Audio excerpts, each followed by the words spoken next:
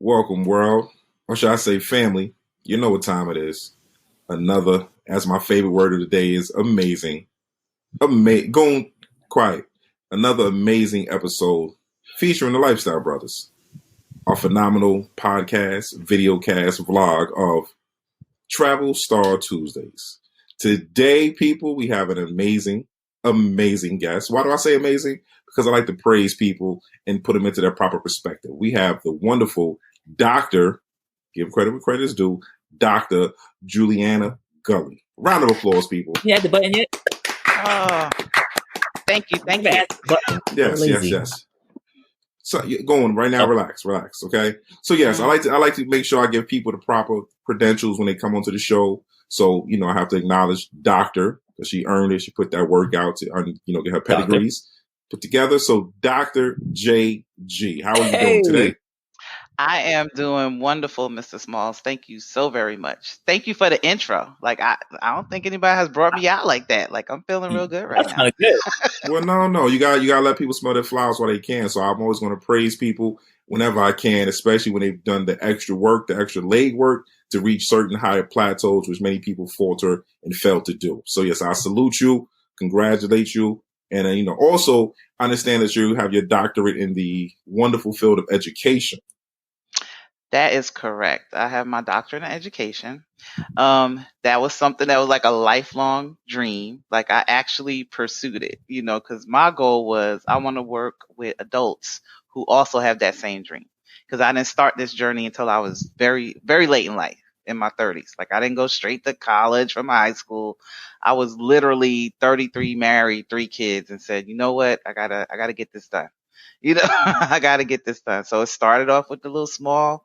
I got the associates, and then you move on to the bachelor's, and you just keep going. And right now, I teach at a university. I work with adults who are getting their master's, and I love it. That's the most gratifying job I have ever had in my life to date.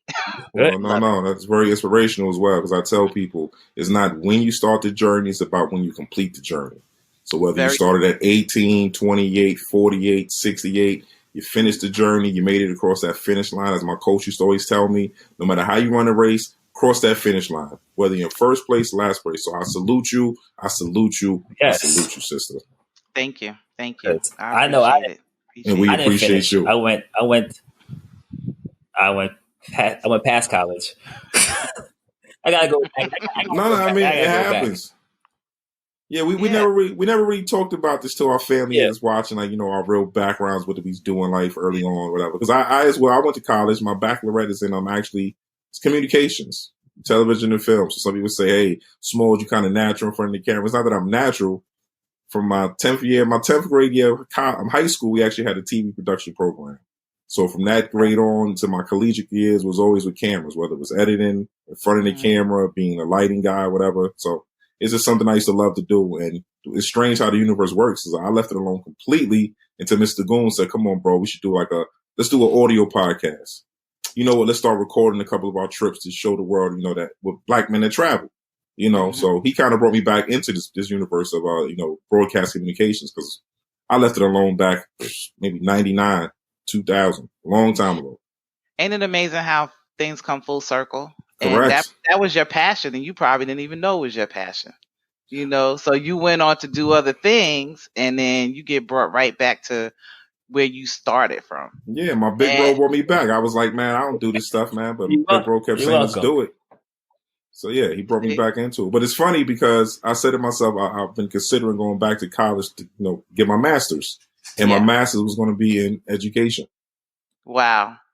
See, and the reason why I took that route is because initially I wanted to be a teacher in classroom. But at the time, you can't work. You have to do an internship.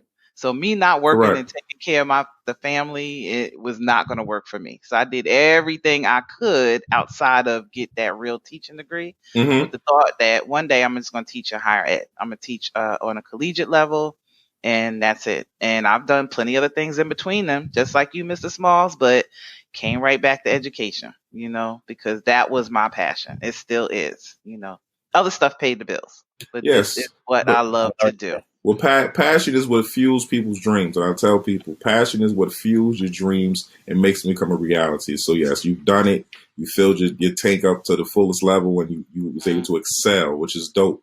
But now, speaking about fueling, let's talk about, well, the nitty gritty now. We call this Travel Star Tuesdays, right? So it's the reason why we call it as such, because we like to speak to our peers. Yeah, I can see Mr. Goon salivating because we like to speak to our peers. Now, the criteria to, to become one of our featured guest speakers of the day is not really so much that you're, a guest, you're a guest speaker. You know what I mean? It's to elaborate on and educate people on, remote regions of the world, places you've gone, places you've been, different things that people not be privy to doing. From too. So, yeah, absolutely. But, Boone was like, hey, I got a good person we can use. They live in Florida, but they've been places, which is dope. So I said, all right, perfect, let's do it. So I want to talk to you about travel, right? Now, have you been internationally, domestically? Where have you gone travel-wise? Good. So great point. So I have been internationally, but the job I had prior to teaching was a 100% travel job. Like my job was actually to travel. I worked from home and I traveled. I had the opportunity to go to a lot of different states that I probably would never have gone. And I took advantage of it. So depending on where I was, I would take one day to kind of explore the different areas. So I would say that if we're talking about the craziest place that I would never have thought that I would have gone, would have to be Fargo, North Dakota. Fargo. You guys are familiar. TV show. Yes. They even made a show about it.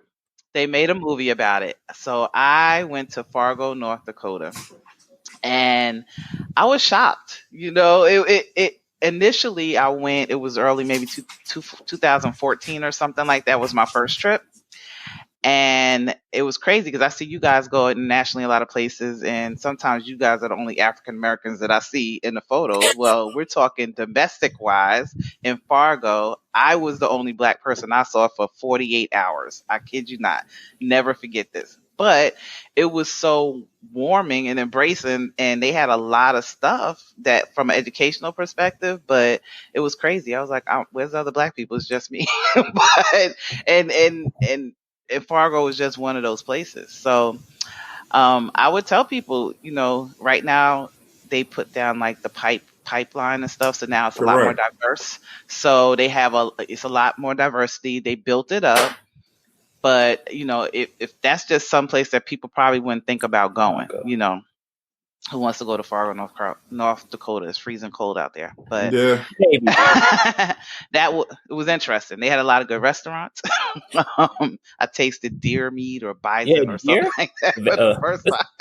Yeah, or bison. It was something weird. Like venison. Yeah, venison. Yeah, it was something really, really kind. Yeah, it was something odd, but yeah, it was a good experience. Like just going there and just honestly just the environment, initially just how it feels to be, okay, I'm the only black person around here, but everybody, it didn't seem it didn't seem odd. The other thing I would say is in Fargo, the client actually took me on a tour. They took me to the rough part of town, and the girl says to me, oh my God, it's so terrible. Last week they found a car on bricks. So I was like, for real? Like, I didn't know if she was joking or not. Like, she was dead serious. They found a car on bricks, and that was like terrible. That was like the worst crime. Hey, you gotta be careful. Lock your doors. Lock your doors. Yeah. She was like, coming back and your car's not there at all. Yeah, like I know, right? They probably FBI, that was like I was looking around. Yeah, I was like, is this for real? Like growing up in New York, you like a car on bricks. That's just normal. New York definitely, especially the metropolitan area, it definitely prepares you for different levels of what to expect. Like when people say crime and you say, okay, yeah, they broke the window, you're like, huh? Yeah, stop waking me up for this. I'm from New York. I know. And they was on bricks, but yeah, no. Fargo was a good place. Seattle. I love Seattle. Was it raining when you went?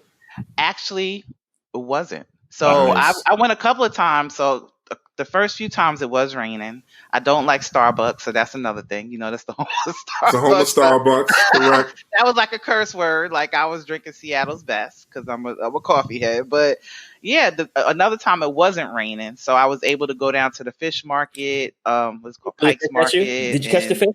Did you catch the fish? No, but I have pictures. I didn't want to touch it. Oh my God, back. No, I didn't want to touch it. I saw that little area where they have the gum, where everybody sticks the gum in the. I didn't know that it was legal to smoke. Like I didn't realize how legal it was. There's a park like right next to that market, and everybody's just smoked out over there. A lot of good food in Seattle. I'm sure people know. So that was a good place. I went to San Francisco.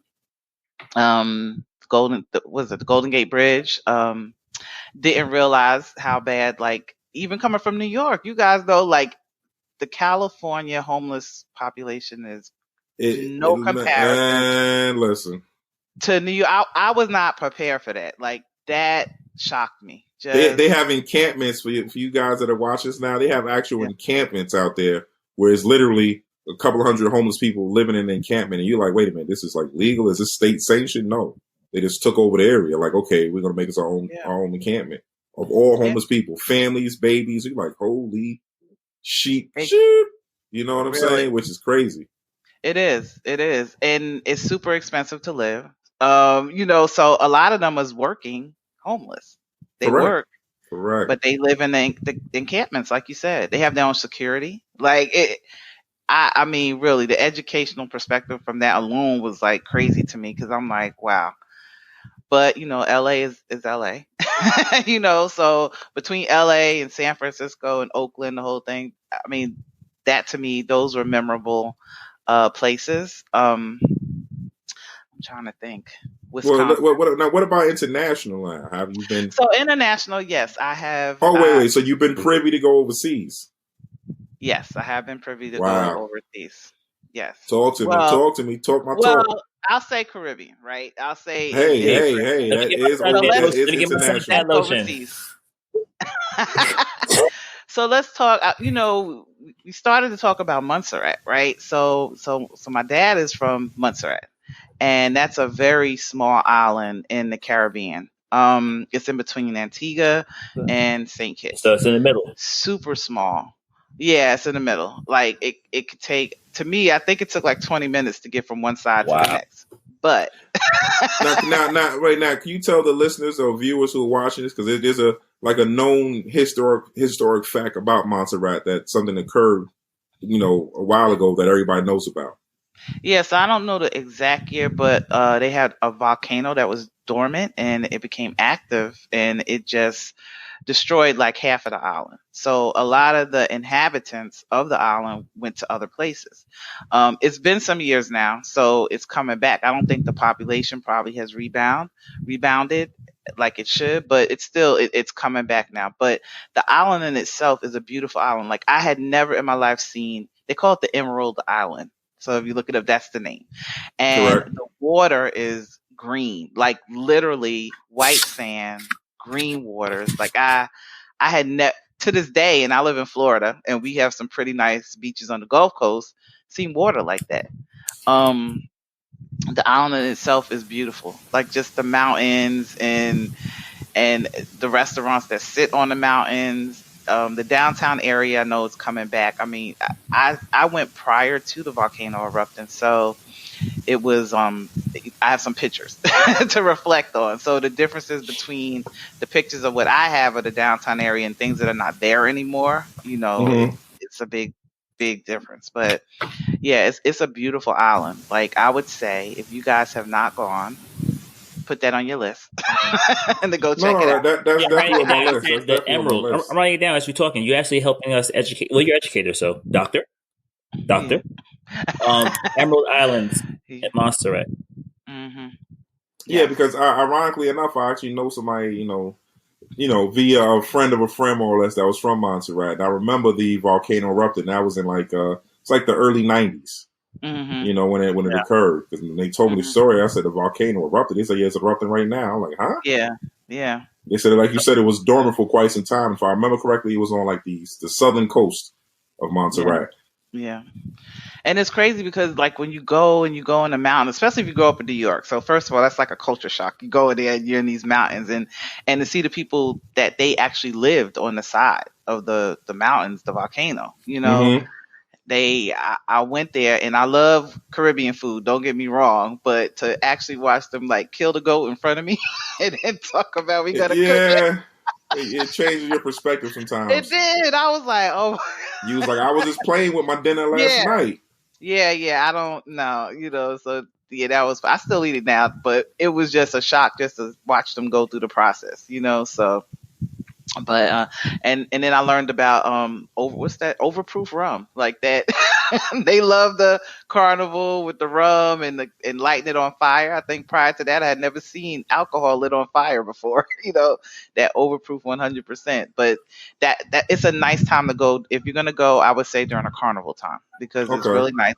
December into January, and it kind of just like at that time it just slowed down. Like the island was hustling and bustling, and then in a matter of days, everything just stopped. And my dad was like, yeah, people get ready for carnival. It's big down here. They have the parades and everything. So I would say around that time, support the local island. Definitely. No, that's always been on my list. I mean, I'm not gonna lie to you. I was amazed when I heard about the story, the volcano, and I said, okay. And I believe it's was it British rule? Yes, British rule. Mm-hmm. And I believe it's the Lesser Antilles? Lesser Antilles. Mm-hmm. That's correct. Mr.Smalls doing his homework. Yeah. Well, no. Okay. Well, the person was actually my son's mother's father. So my son's grandfather was from Montserrat. So I knew a little bit about the country because I said, okay, it's somewhere I may want to go from because it's weird. My mother, she's half basically Montserrat and half Anguilla. So I learned a lot over the years about the culture, like you said, carnival and different things. Like I'm fully American, but I travel, so I always embraced other cultures, especially as a New Yorker. There's a lot of West Indians, West Indian heritage in New York. So it's dope though. It's big. It's big. When we talked about like the cricket, that's the big thing. My dad to this day watches cricket. Which is dope. Yeah, no, that's amazing. It's amazing. Yeah. So I have been to the Bahamas as well. I mean, I guess everybody, that's like one of your first, if you're going to go anywhere, maybe that's probably most people's first experience internationally. I think probably maybe 8 out of 10. I don't know if you guys have done the stats, probably would say, oh, I've been to the Bahamas. So, and that was nice. That was a good experience. It wasn't, I think I prefer flying into places. I do like the cruise ships, but I don't think you get the full experience because you're only there for a couple of hours. Yeah. So when you fly into places, you could go and you can see different things. But, I like the Bahamas. I'm one that likes to kind of go on different excursions. I'm not really fearful. So I like the local view of things. Mm-hmm. I want you to take me where you go. Don't take me to McDonald's. I could get that in Florida. You want the organic. You want the organic. I want the organic, authentic. Like, take me to where you go. Where will you take your family to eat? Okay. Where would you? So you had to have conch fritters. I know you had conch fritters while you were there. I love conch fritters. Like, you go to the Bahamas. I tell everybody, if you go to the Bahamas, you have to have conch fritters. And this place, I think it was called the Fish Fry. I think that's the name of the area. It might fish something, but it was, you go and it's a lot of locals and they have the restaurants there. So that's what I wanted. I was like, take me there. So my husband and I, we went on a cruise and we were in the Dominican Republic. So I think it stops in Punta Cana, I think it is. And we went on like a tour. That was another good place. They took us and we were like, we want to go eat. We want to eat what you guys eat. We want to see what you see. So we went to this beach and it was weird. They had the driver sitting there and they were eating this food. Now the food looked good. Like, I mean, literally I'd have paid $10 for that plate. But the driver told my husband, you don't want to eat that. That's the scraps. That's the, and I'm like, well, if it's good enough for y'all, then why is it not good enough for us? We don't need lobster today. We don't need lobster yeah. steak. Yeah, no, they really legit wouldn't feed us that food. Like, they wouldn't let us eat it. They wouldn't let us buy it, but it looked good. I was like, wow, but it's just crazy. Like, when you go to different places, I guess like the perception of Americans are, they don't want what we have. What we have is not good enough. They want this upper, it has to be this upper, like you said, lobster dinner and stuff. No, I want to eat what you eat. I want to go where you go. I want to hang out with who you hang out with, which may not always be ideal, but I enjoy that. Now, was that with a tour guide that took you around? Yes, a tour guide took us around, and he showed us. We saw everything. Like it was sad. I mean, he took us by, I guess they're called the landfills. The kids were out there, rummaging through and looking for whatever you get. Yeah. We went to this house where they were selling trinkets. It was these little kids. They were like, we were throwing them money. He's like, no, don't do that. If you throw them money, they're not going to want to go to school. So, they discourage you from, but I'm like, you can't help it. You look at these little kids, like, $5 goes a long way. Yeah. I piss out $5 doing nothing. So you give them $5, and I'm thinking, oh, that goes a long way here. Yeah, you can feed a family for a couple of days off of that $5. Yeah, and they were like, no, you can't give them. So it was a tour that we went through, that we used. Same thing. We went to Grand Turk. It was the same thing, and that was after like one of the hurricanes had hit. So you go there, and it really wasn't that much for them to see. But the tour guide is crazy. He took us. Everything was kind of beat down, but his idea of a tour, once again, a local guy, was, I'm going to take you. So this is the local drug dealer. Like we went like the local drug dealer's tour, and he took us. Yeah, he lives here, and that island was small too, but it was crazy. It was a lady that had a restaurant. Just, you never know, people you meet. She was from Fort Lauderdale. She actually went over there and set up shop and had a Caribbean restaurant over there. So nice. Did you have the turtle soup? No, I'm not that adventurous, Mr. Small. Like I don't stick to KFC. I don't know about eating turtle. Huh? KFC. No, KFC. I don't know about you. KFC. But you guys are that adventurous. Like I'm sure you've had some stuff like turtle. I'm sure. I will only try turtle and gator if it was on the KFC menu. You won't try it. So when you travel to all these places, you don't eat like their native food. No. Chicken, yes. Whatever type of chicken you have, I'm going to eat. Whatever type of chicken. That's it. That's it. Whatever type of chicken. I've had gator one time in New Orleans. I tried it maybe like 6 or 8 years ago when I was at the Essence. I said, you know what? They had gator at one of these restaurants. So I tried it. When I say tried it, I literally took a piece off somebody I know's plate. I said, let's get a piece. Yeah. Well,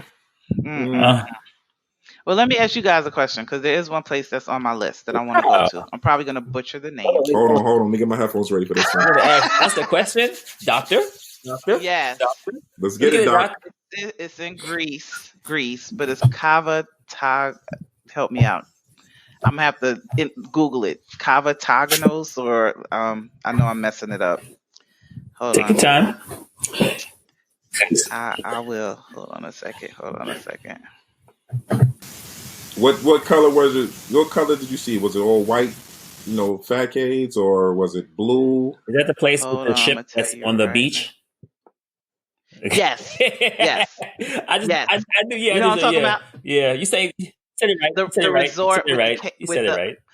Yeah, with the caves, like you have your own like serenity pool attached to your room. How do you say that? Kava Tagu. Oh, Kava Tagu. Kava Tagu. Yeah, Kava Tagu. Have you guys been there? No. Oh my goodness, our list is growing. First it was another country. Now we're going there. Just give us a couple of days just to pack something real quick. We'll Kava. I'm familiar with it. I know it's CAVO something. Yeah, I'm familiar with it. Yeah, but I've never gone there. So they have this resort there, just kind of like it has these caves. It looks like it's attached to your room. Now, I mean, I don't know. People will probably look at it like, man, that's super expensive. You want to travel, but you don't want to break the bank. But to me, that's like one of the things on my list that it would be worth breaking the bank for, because the views are just beautiful. Like if anybody looked that up, this resort, and you're right, it had the cruise ship sitting right there, and it's a dope picture. I've seen the picture. The food looks amazing. But it's probably even more amazing to go through the city and see what it's like, because it looks like everything is built on the side of hills, and it's very colorful. Yes, Like yes. one thing you notice about Greece, it's extremely colorful. So have you guys been to Greece at all? No. I haven't done Greece. I'm gonna be totally honest with you. Like I've told some of my other, viewers and listeners over the years. I mean, I travel around different regions. I being a black man, I go to Europe, but I'm not European. So therefore, I visit Europe to embrace the culture and understand things. But I like to also go to places where the ethnic breakup and background is like, okay, I've seen some sort of people of color. Only because we might have more of a commonality in place in regards to, the triangle slave trade and things of that nature, how it worked out. Because, as indigenous people that we are, we're global. Yeah. You go to certain parts of South America, you see the Afrocentric vibes or the embracement of it, the culture. You go to Colombia, you see statues and figurines that you could tell, obviously, they were of African descent, which is dope. There's no real heavy African influence in, majority of Europe. I do embrace it. I do like to travel and visit it, just like Mr. Goon is going through many European countries. But the reality is when we bounce around, I always make sure that I bounce around more, 70-30, a country that has some of us ingrained into the culture somehow or another. Whether we go to a completely Spanish-influenced country where everybody speaks fluent Spanish, but they know at the end of the day is, they'll say in a broken English, I black, you black. I'm like, okay. You understand, we have, no, it's just a reality. We have a commonality where it's like, hey, guys, you know what? Don't go there. I'm going to take you here. Yeah. My brother. Like, I got guys in DR. You my brother. We brothers. I'm in the middle of, where we at? When we went, I was in Cuba one time. So Cuba, the guy was like, he's like, yo, we got a big guy on campus. He's the big man out here. Then he meets myself and Goon. He's like, wow. You my brother. You my big brother. Yeah. I don't know if you're familiar with Cuba. The way it works is based off the government setup. A lot of restaurants pay taxes. So therefore, they base it off of, how much money they perceive you to make. So a lot of restaurants dumb it down in regards to capacity just so that they don't have to pay a heavy tax. But the restaurant's like, yo, we're going to be closed for the day. We already had our capacity. But then when the guy saw me, he said, no, that's my brother. And he brought me into the restaurant.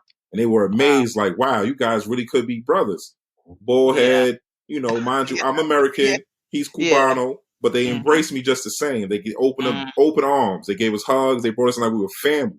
They extended that gratitude, like, hey, we're family. You guys are from America, but we still the same. So therefore, that wouldn't happen per se if we were in, Greece. Not saying that it's not the love is universal, but it's just not the same. Santorini's on my and this is true story. So it was just like, wow, Goons, we've been in many countries where the door opened just off the fact of you, my brother. And that's good to know, because I got to tell you, I look at the pictures and I see some of the places y'all have been, and I get a little worried. I'm like, I don't know if I get them kidnapped or something. Nah, there's nothing to fear but fear itself. And that's true. That's very true. But I look and I'm like, oh, wow. I mean, it looks really cool, but then it's like that whole, and you're right, it's that whole little thing in the back of your mind, like, wow, but this is unfamiliar to me. But that's how you learn. So that goes back to when I was saying, a brick and mortar education is not for everybody. It's not. You guys are being educated in ways that we could only would love to. A lot of people. What you're getting, you can't capture it. You can capture videos, you can take pictures, but really at the end of the day, that education is priceless. What you're getting, that travel, getting exposed to other cultures, meeting other people. people. I'm a people person. Building those networks. Yeah. You know what I'm saying? And it's good for people like me and the other people that tune into your podcast to see that.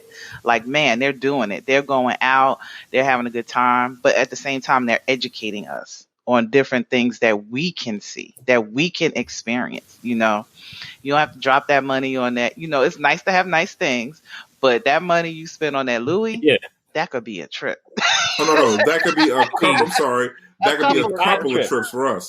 That's what I'm saying. Could be a couple of trips. Always tell people, like, but it's once, like, one, if you drink, if you do like a Patron and a Ciroc, or a Patron and a Douce, or a champagne, a rosé with a vodka, that right there is the whole entire trip for us.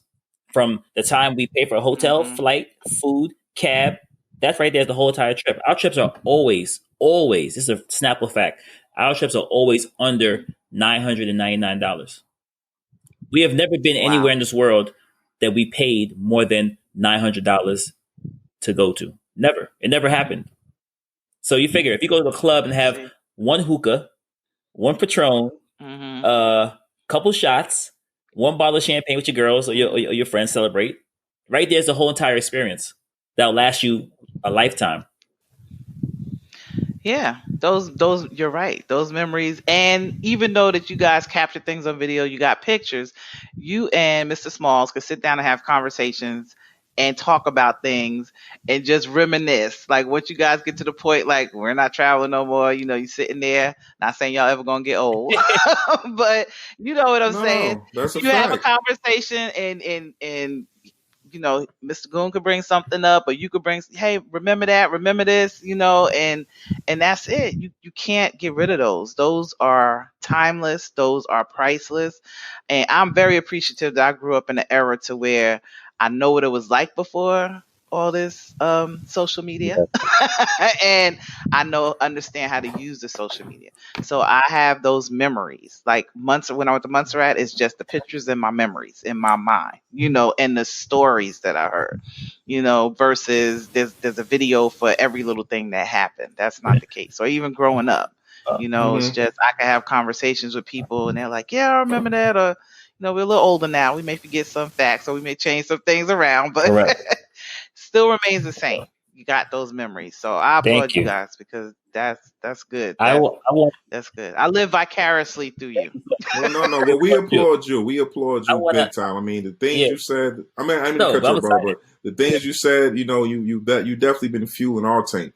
You've been fueling our tank with those kind words of yours, which are very inspiring, which actually keep us going to doing what we do. Like I said, we didn't come out here to do a video cast or a vlog or a podcast. We love to travel. We traveled the world. We never recorded it and showed the world. We just did it. We may post one picture, say, hey, you know, wonderful time in Russia. And they're like, oh, wait, you've been to Russia? Yeah. What? And we just went to Russia, you know, then, okay, you know, I post a video of, you know, Mr. Goon speaking Russia, which blows people's mind. Like, whoa, wait a minute. Your man's from Left Rack. He's from Queens. What's he doing speaking Russia in Russia? You know, it wasn't like staged and we scripted it and said, okay, let's study Russian culture for a while. Let's just go to Russia. You know what I mean? So it's just how it worked out. Russian we can't learn, you know. Nah. But it's just how it worked. But things like that, those comments you said, those kind words that you shared with us and bestowed upon us, it keeps us going. Like, we're not going to stop traveling. The world is kind of semi-shut down now, but we're going to get back to it in the blink of an eye. I believe that. And, you know. It's true. And the people that's out there, it's not just for the younger people. Like the people in my age group, the Generation X, we got to take advantage of it as well. A lot of us, our kids are grown now and out the house and sitting there trying to figure out what to do. Now is the time to get out there and just go. You know, if this whole COVID thing ain't teach us nothing else, it's teaching us that you have to live your life. Definitely. If you want to just pack an overnight sack and just hop on a plane like you guys do, that's what you do. You ain't breaking no laws. You ain't have to worry about nobody. You get in there and you do what you do. Dope. I appreciate you. Before she goes, I want to give her a gift because it's very rare you find someone that could teach us, learn from, and embrace all in the same conversation in the same day. Well, she is the doctor. She is the doctor. Like, I've been taking notes on the side. Like, I have my little famous pen and pad right here. Don't think I'm not writing stuff down. I have a whole plethora of notes. I didn't take notes in school. I'm taking notes now. It's so ironic. It's so crazy. Sorry, Mom. But I have to give you a gift for picking a country that we never even been to, which is very rare for us. It's like, so we have these beautiful stickers I'm going to give you. See the sticker here? So when we get, when we, I'm going to mail it to you as a gift. But when we go to this place in Greece, we're going to put this at the hotel. So everybody knows that we were here, and they could just scan it. See how cool that is?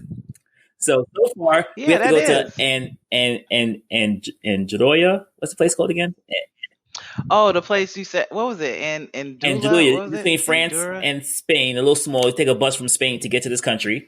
I'm gonna stick it on there. Then after that, me and Mr. Smalls are gonna fly to Greece to go to your spot that you want to go to, and stick this on the hotel. So everybody knows that what we say, we actually do. And we're not making this stuff up, and we travel. It's what we do for our passion. And you gotta go to Montserrat.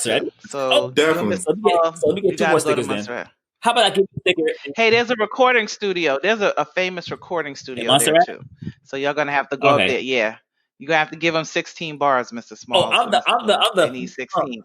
They need I got 16. you know what? I'm the hype right now. This thing right there. All right. Listen, doctor, don't get him started. But doctor, listen, I want to give you a. Oh God, no. All right. I'll save it for later. Thank you. Well, doctor, listen, it's been a delightful treat to have you here today. I've learned some things. I was able to embrace what you were saying. It was very well received, heartfelt, and we thank you for coming out. Big round of applause, guys, for Dr. Juliana Gully. We thank you for coming out. We thank you for coming out. I look forward to. Yeah. No. Say no more. We appreciate you. You said enough. You've done enough. Yes, it's coming. I'm giving a freestyle in the green room. All right. And to my travel family who's watching this today, we thank you for tuning in. As always, tell a friend to tell a friend. The Lifestyle Brothers are here. Instagram, Facebook, Twitter, The Lifestyle Brothers. You know, you can find us on YouTube. The Lifestyle Brothers. It's real simple. My favorite one of them all, though, of course, is the world famous www.TheLifestyleBrothers.com. So until next time, people, you already know what it is. Fly away. Make it happen. Till next time. Yo, I told you about that. Let me end this thing, man. I'm out of here. I told him about this bird call, man. Enough is enough. Thank you for your support. It keeps us motivated to keep doing what we do. To find out more about us, you can catch us at www.TheLifestyleBrothers.com. On Instagram, Facebook, or Twitter, you can find us at the same name, The Lifestyle Brothers. And if you want to find some dope cinematic shots, bloopers, travel reels, be sure to subscribe to our YouTube channel, The Lifestyle Brothers. Once again, on behalf of Goon and myself, we thank you.